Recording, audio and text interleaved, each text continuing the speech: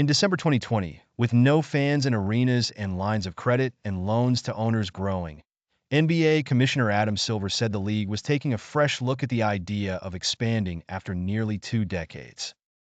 In the 3+ years since he floated the concept, an entire industry has developed as great anticipation has built. Prospective ownership groups have been quietly raising money. Two different firms have announced planned new arenas in Las Vegas. LeBron James has openly campaigned for Silver to award him a team, all waiting for a go from the league. At the finals in June, Silver further stoked the expansion flames. He said that after getting a new collective bargaining deal done with the players, which happened last year, and securing a new national TV rights deal, which was finalized in July, that expansion would be on the agenda. At the annual Fall Board of Governors meeting last week in New York, Silver provided an update and said expansion would be discussed by the league at some point this season, though not just yet. So when? Where? Who? Why? How?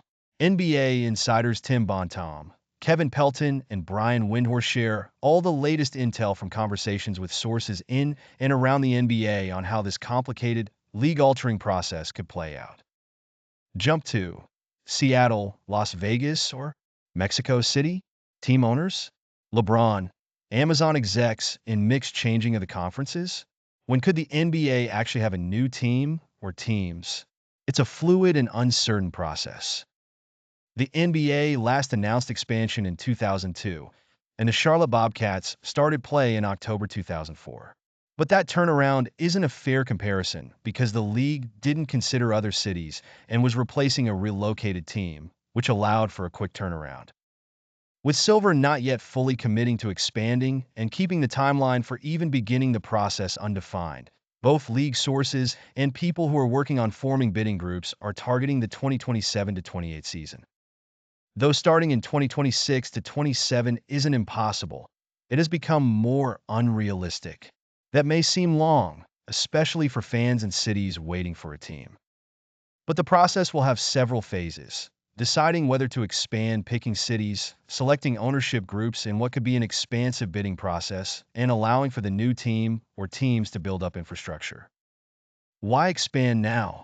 This is a question the league's governors have been informally debating over the past several years and are likely headed to formally debating in the near future.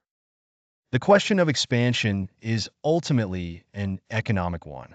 The central issue is whether bringing in new teams and diluting the shares of collective revenue, namely the media rights, is worth the short and long-term rewards.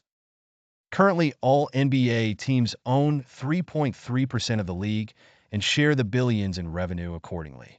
Spreading that over 32 teams slightly reduces the sharing, but calculated over decades, those percentage points mean large sums. On the other hand, the expansion fee, the price the new ownership groups pay directly to the current owners for the rights to their new teams, could net teams a massive short-term windfall, and also increase the league's footprint and overall fan base, which has potentially positive long-term effects.